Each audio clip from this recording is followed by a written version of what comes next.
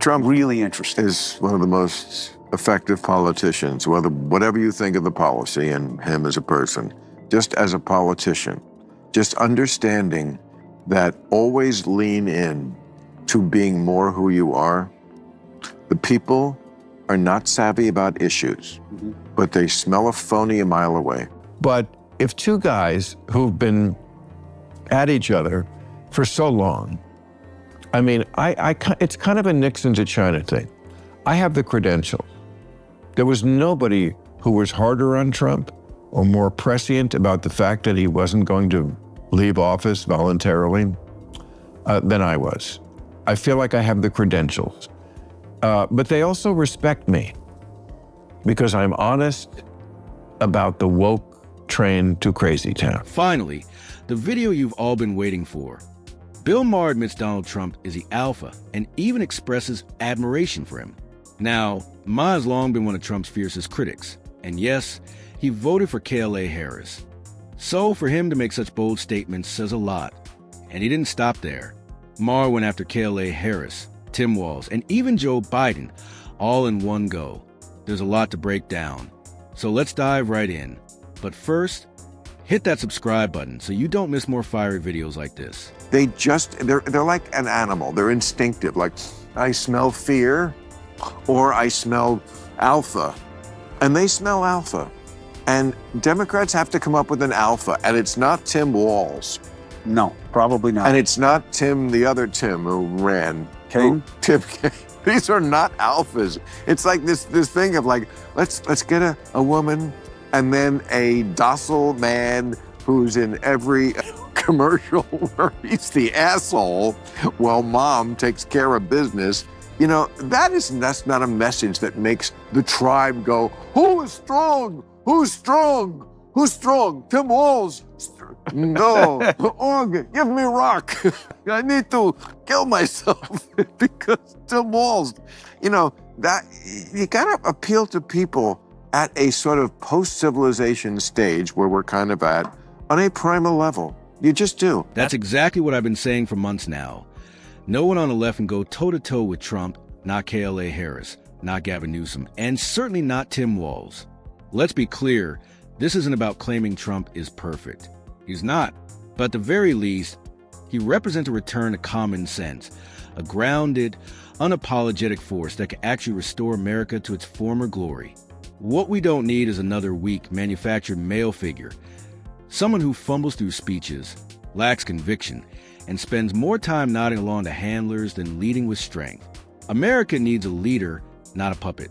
And the last thing this country should settle for is a hollow figurehead who's constantly being micromanaged by overbearing political operatives. We've already seen where that road leads: decline, division, and dysfunction.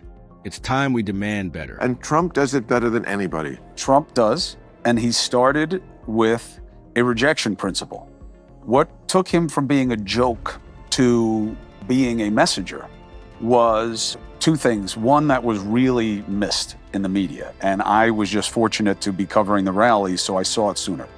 We forgot how powerful celebrity is in the American psyche, and that Trump being a TV star, see, I never saw him as a TV star because I've just known him my whole life. Not just a TV star, but one who played a boss. Yes, and that apprentice is really everybody wanted to be him. Now, maybe not certain aspects of his personality, but the money, the power, the agency. So they missed that. But when he really turned was, I know who you hate and I know what you hate because they all come to me and I hate them too and I will make them pay. Yeah. The idea that Trump was ever selling himself as a cure is bullshit. He was selling himself as a virus. That's true. A lot of us simply couldn't stand the direction America was heading. It felt like watching a car skid out of control on a slippery slope. No brakes, no accountability. Just a full-speed crash into chaos. We were tired of the woke agenda, where innocent babies were sacrificed on the altar of convenience, and men were allowed to invade women's sports and locker rooms in the name of progress. It wasn't progress. It was madness. The culture was becoming more toxic by the day. You couldn't speak your mind without being labeled hateful, canceled, or censored. Basic truths were mocked. Patriotism was ridiculed. Faith, family, and freedom, once bedrocks of this nation, were now treated like relics of a bygone era. People felt trapped, silenced, and desperate for a way out. We weren't just looking for change. We were searching for salvation. And for many, the only person willing to call it all out was Trump. But listen to the most interesting part, where Maher explains why he thinks Trump is so powerful. I totally understand their hate. A lot of what they hate, I hate too. Yeah, I get it. But I just won't go, but I also have a rational mind. Yes. So I don't go all the way to then this is, because it is worse to me. Right. What, you know, if you don't really believe in the secession of power, if you don't really believe in the emergency of climate change, I can't get on board with you. But yeah, the political instincts, just the connection with people. I mean, people are always saying, I'm saying, it's my editorial this Friday about Republicans being North Korean with their leader, but why? The reason why that they're so afraid of him is that they know he has a connection. If you're a congressman, a senator, he has a connection with my voters that I do not have. Nope. He will beat you. I do not have that connection. He will primary you, and more often than not, you will lose. You know, and that's, if all you're about is keeping power, that's all you need to be kept in check. Trump is far more influential than most people give him credit for. And that's exactly where his power lies. His influence doesn't come from media backing or elite approval. It comes from his connection with everyday Americans. Why is he so influential? Because he speaks directly to the heart of the voter. He understands their frustrations, their struggles, and their hopes for a better future. And he actually addresses them. Trump listens. He doesn't dismiss people as deplorables or try to shame them into silence. He takes their concerns seriously and responds with action, not condescension. While his opponents lecture, scold, and impose top-down ideologies, Trump does the opposite. He doesn't shove ideals down people's throats or demand blind obedience to a narrative. Instead, he reflects the voice of the forgotten, the working class, the average American who just wants common sense security and respect.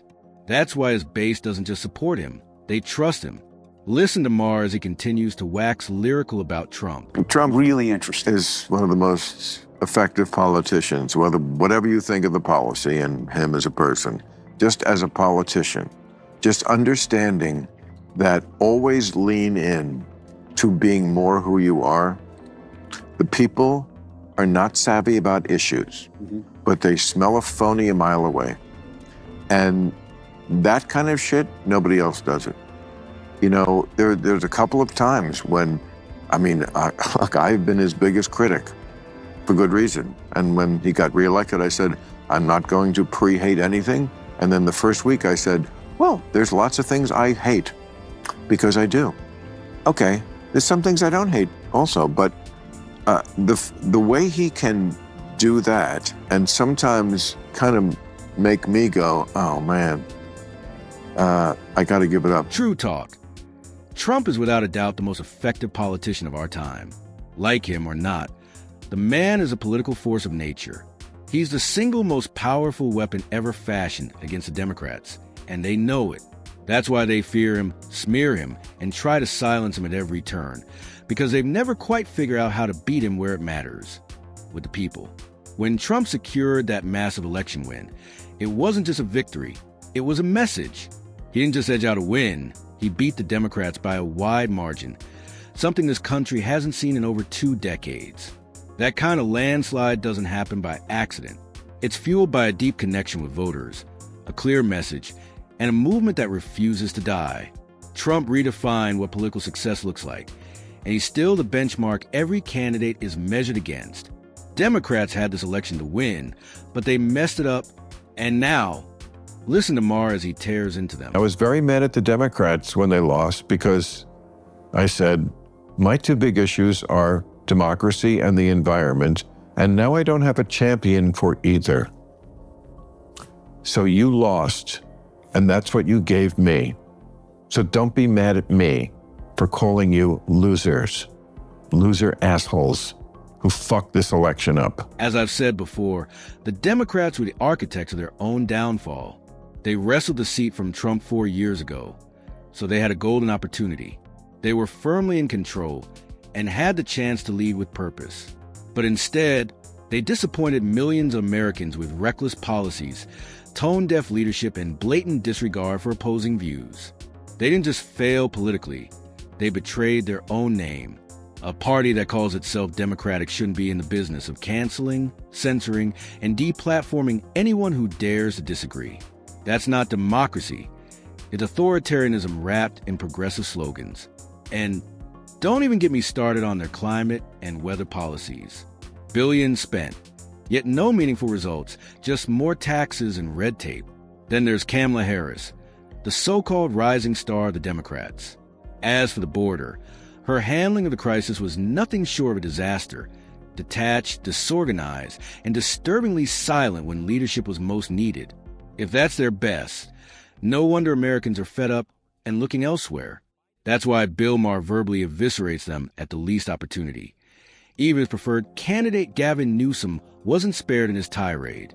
Watch this. Well, the whole thing is about this state is just so fucked with overtaxes and overregulation. Sure.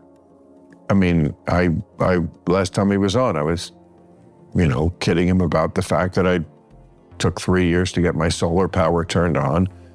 Now I just had my roof redone because of the fires, because now I want a fireproof roof. 2 inspections, and you have to pay for those inspections, They're not free. And I asked this on the show last week. I see it got picked up by a lot of people. Why do I have to have inspectors looking at my roof? It's my roof. If it falls on my head, that's my problem. I don't need the government looking over my shoulder here. And this is why we can't get anything done in this state. The government is just too in our fucking business. And he was on last January, and I asked him about this and the red tape, and he had a big answer about, well, we're blah, blah, blah, blah. Well, I'm going to find out what the exact blah, blah, blah, blah, blah was and see now that it's a year and 3 months later, what's been done.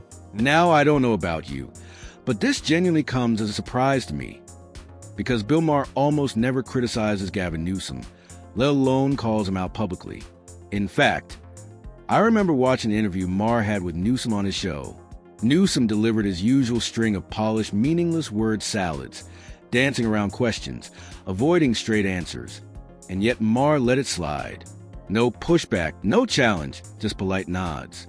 So for Maher to call him out now, that speaks volumes. It's not just a casual critique. It's a sign that even longtime liberal voices are growing tired of the performative nonsense of the woke left.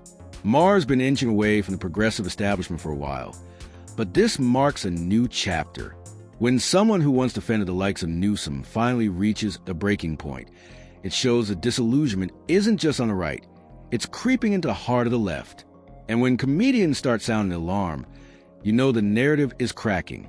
And here's where the rubber meets the road. Let me ask you this, last question. You're going to meet with the president. I am? So Kid Rock makes it happen. What do you think has been the response so far? What do you think it will be, and why are you doing it? Which I'm totally for, by the way, and I love it. I get it. Well, I'm doing it because, first of all, it was presented as a dare. not a dare. No, just maybe this is a beginning to heal America. No, I don't have some sort of complex where I think I can heal America. I can't. Okay, let's get that clear. I'm not going to be healing America. But if 2 guys who've been at each other for so long, I mean, it's kind of a Nixon to China thing. I have the credential.